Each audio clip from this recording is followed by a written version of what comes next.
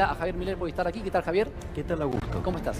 Muy bien. Bueno, primero, gracias por estar acá. Primero, me gustaría, si podés hacerme un breve análisis de cómo podés reflejar lo que ha sucedido esta semana en el tipo de cambio, en el riesgo país, y cuáles para vos fueron los motivos que empujaron el dólar.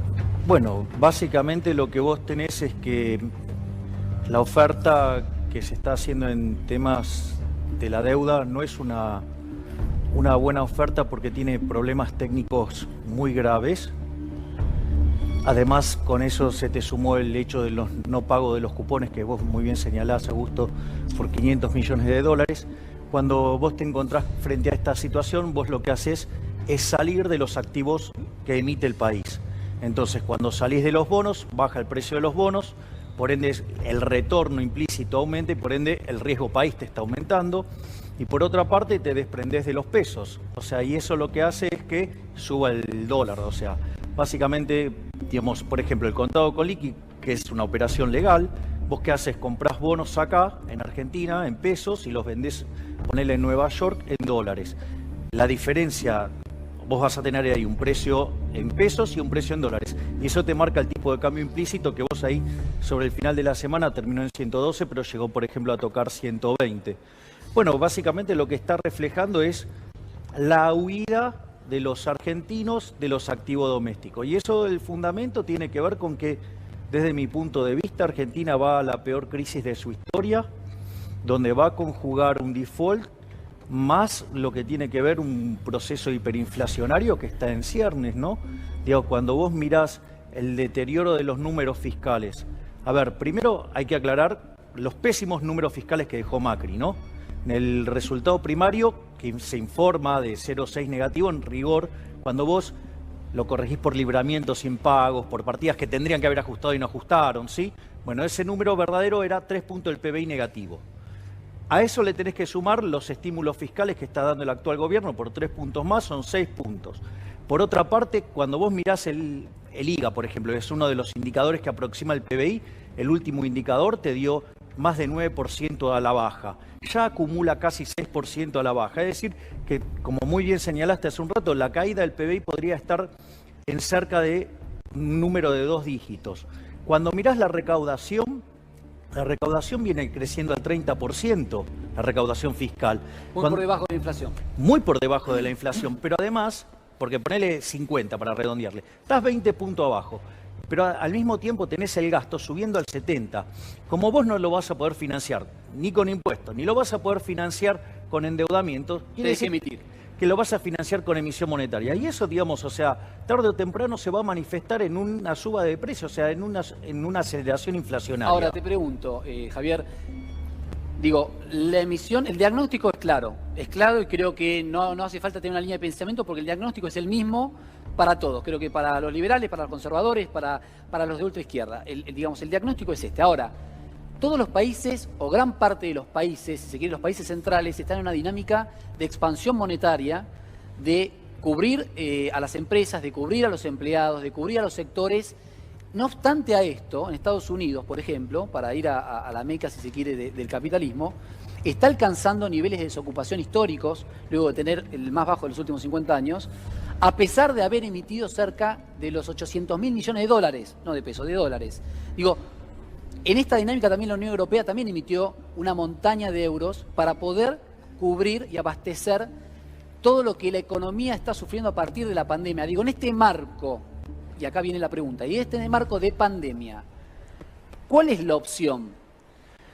Mira, Augusto, esa es una pregunta verdaderamente muy interesante y yo suelo hacer este punto, la diferencia en que vos tenés en un país desarrollado, por ejemplo el caso de Estados Unidos, o lo que puede hacer Argentina. La pandemia, si vos querés, lo que genera es que los trabajadores se retiren del mercado laboral. Cuando vos tenés menos personas en el mercado laboral, a vos se te va a contraer la oferta de la economía. Eso, dada una demanda, genera presión en el nivel de precios, ¿sí? Ahora, ¿eso qué es lo que sucede? En realidad, un país desarrollado con acceso al endeudamiento, ¿qué hace? Como es el caso de Estados Unidos, toma deuda del exterior, ¿sí? ¿Para qué? Para poder nivelar o estabilizar el consumo de los americanos que se quedan sin trabajo. Es decir, que lo compensa ¿con qué? Con endeudamiento. Y emisión. Sí, pero ese es otro fenómeno. Lo de la emisión tiene que ver con que cuando la gente se asusta en Estados Unidos, aumenta la aversión al riesgo y lo que hace es básicamente demandar dos tipos de activos. Uno es que son activos emitidos por el sector Bono público, del Tesoro. que son los bonos del Tesoro, Sí. ¿sí? Y que son los dólares. Fíjate que vis a vis subió el precio de los bonos del Tesoro y el retorno llegó a cero por todo lo que subió. Fíjate que las acciones se desplomaron, los bonos corporativos se desplomaron los emergentes y los bonos chatarras, como por ejemplo los de Argentina. Y al mismo tiempo demandan dólares, porque vos de hecho mencionaste todo lo que se emitió. ¿Por qué, digamos, se emite dinero? Porque cuando vos tenés la restricción presupuestaria dada, vos tenés un ingreso. Si vos querés tener más dinero, implica ¿qué cosa? Consumir menos. Entonces eso generaría que una retracción de la demanda que te podría generar una recesión mucho más profunda. Entonces, ¿qué hace la Reserva Federal? Baja la tasa de interés, le ofrece a la gente que se lleva el dinero que quiera tener y de esa manera, ¿qué hace? Le llena los bolsillos y evita que caiga el consumo. Ahora, ¿No es la misma lógica que se quiere implementar acá? Bueno, pero ese es el problema, digamos. Vos, por ejemplo, ¿vos podrías endeudarte acá? No, si estamos al borde del default. No podés endeudarte. Por eso digo, el único instrumento que tenemos hoy, en el marco en el que se encuentra el país en términos de poder tomar deuda en el exterior, y aparte supuestamente es una política de gobierno, no endeudarse en el exterior. No, igual no podríamos. No podríamos. Igual no podríamos. ¿A ninguna tasa podríamos? No, fíjate lo que es. En realidad ese es un riesgo país promedio. La semana terminó arriba de 4.000. Sí, sí. La punta corta en Argentina de riesgo país es 60.000, Augusto. O sea, Argentina no tiene acceso al financiamiento. Bien. Argentina se le cortó el financiamiento a mediados del 2018. Por eso fuimos al Fondo Monetario Internacional. O sea, digo, esto no es un problema de ahora. O sea, es un problema que viene, digamos, que después se fue complicando. Eso es otro problema. Con lo cual no tenés acceso al financiamiento. Y lo otro es la emisión monetaria. La emisión monetaria, Argentina ha hecho uso de la emisión monetaria. Chicos, digamos, estamos en vivo, por favor. Hola. Perdón, estamos en vivo, chicos. Sí. De manera exagerada, Argentina le ha quitado 13 ceros a la moneda, destrozamos 5 signos monetarios, tuvimos 2 hiperinflaciones sin guerra. Argentina, fíjate, ¿por qué tiene control de capitales? Porque la gente rechaza el peso, no quiere tener el peso, porque el peso es un instrumento por el cual sos estafado vía impuesto inflacionario. Es más, está bueno que pongas ahí $4, pero en realidad... Son $13. 17 hay. O 17. Claro, bueno, eso es lo que te está reflejando. Y aparte pusiste 5. De acá, viste, con la perspectiva, veía uno menos. Sí. Perdón. Pero hay 17 tipos de cambios. Eso es lo que te está mostrando que hay, y además una dispersión de precios fenomenal. Entonces, Argentina no tiene moneda. O sea, el argentino no demanda el peso. El argentino rechaza el peso. A ver, estás hablando de un diagnóstico que creo que vamos a conseguir todos. Es un activo que la gente se quiere deshacer, ya sea en consumo, gastándoselo, o yendo a algún lugar de refugio si es que tiene el sobrante para ir a un lugar de refugio. Ahora bien, ¿cuáles son las opciones que tiene la República Argentina hoy? Vos decís, vamos a la peor crisis de la historia de nuestro país. Bueno, porque vas a combinar el default con hiperinflación, con caída del nivel de actividad, caída del empleo, destrucción de los salarios reales y aumento estratosférico de pobres e indigentes.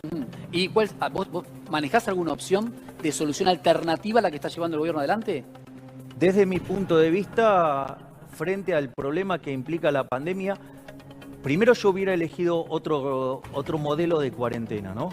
O sea, yo hubiera ido más por el modelo de Israel, el de Hong Kong, el de Taiwán, el de Singapur, el de Alemania, ¿sí? Digamos, o el de Suiza, o de los países, digamos, Australia, Nueva Zelanda, ¿no? O sea, otro modelo de cuarentena que no impactara tan negativamente sobre la producción de la economía.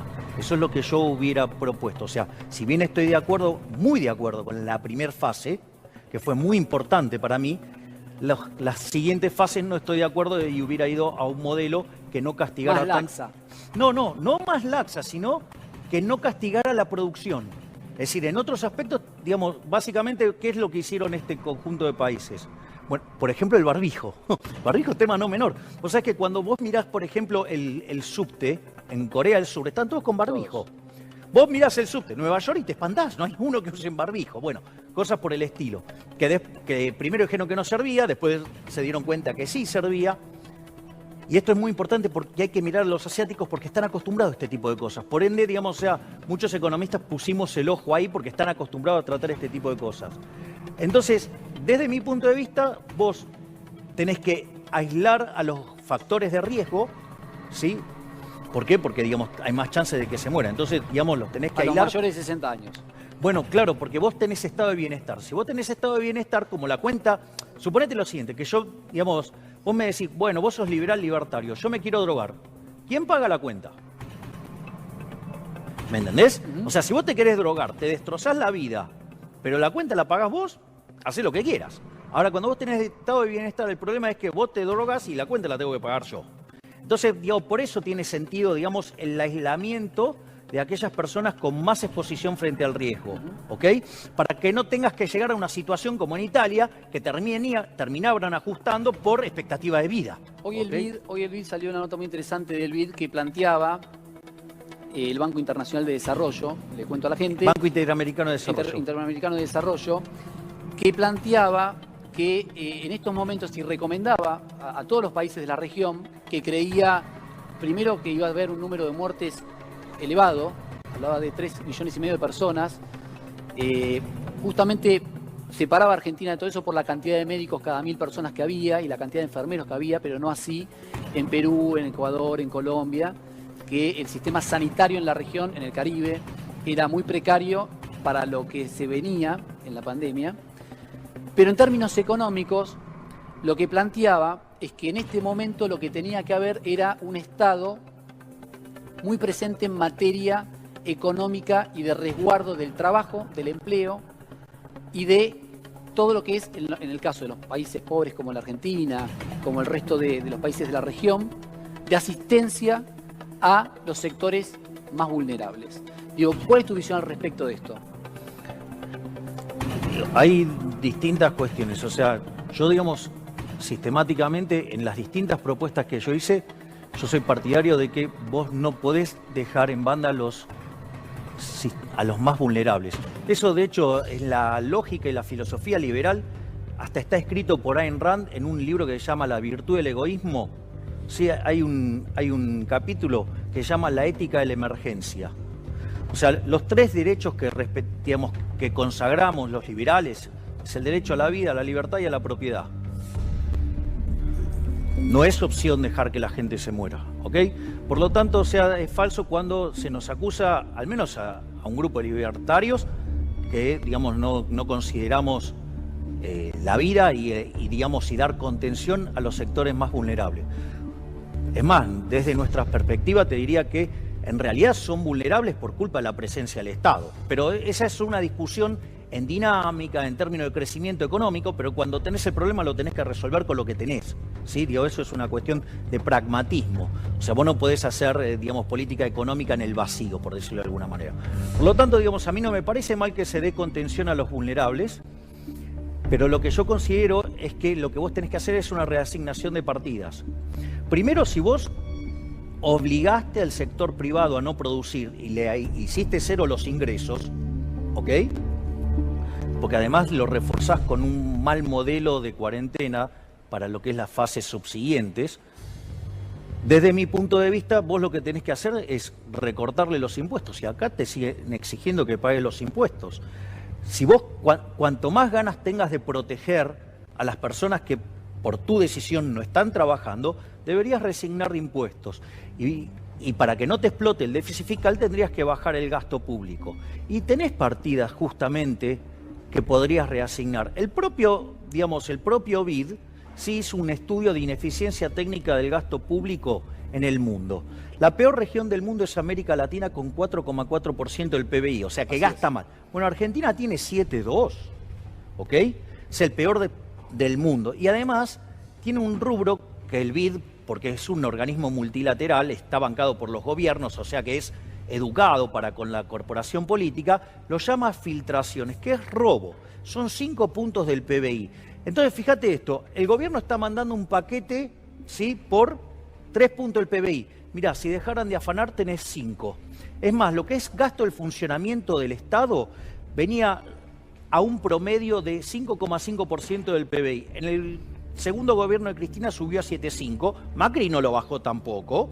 Quiere decir que ahí tenés 2 puntitos más, o sea, para dar asistencia. Ahí tenés 7 puntos. Es más, digamos, vos podrías eliminar la obra pública de Cuajo, ¿sí? Y ahí tenés entre 2 y 3 puntos del PBI según cuándo te paras. Mirá si vos tenés un montón de partidas para reasignar y dar contención a la gente. Ahí me estás abriendo cantidad de preguntas, que tiene que ver con algo conceptual, que es para los libertarios, ¿no? Para los liberales libertarios. Sí, para los liberales libertarios, que es donde vos siempre te parás. ¿Esta pandemia puede ser un cambio de paradigma en la forma de pensar de ustedes? En términos de cómo ver la visión del Estado y del mundo contemporáneo. No, todo lo contrario, es la confirmación de que nuestra visión es la correcta. Digo que el Estado es el problema, el Estado no es la solución. O sea, de hecho, es más, toda la discusión del sistema de salud. Bueno, vos sabías que, por ejemplo, el 70% de las camas en Argentina son del sector privado. Es más, si hay un país donde probó, digamos, lo bueno del orden espontáneo, fue en Argentina. Porque cuando originalmente, a fines del siglo XIX, Argentina, digamos, convirtiéndose en uno de los países más ricos del mundo, ¿sabés cómo fueron creado el sistema de salud? Por un lado, porque se agrupaban por comunidades, el hospital italiano, el hospital francés, el hospital alemán, el hospital italiano, el alemán, ¿entendés? Sí. Y por otro lado, se agrupaban, ¿sí?, por tipo de trabajo. Es decir, ¿cuál fue la primera obra social más grande de los trabajadores? La fraternidad. ¿Por qué? Porque en ese momento la industria más importante, si vos querés, era los ferrocarriles en Argentina.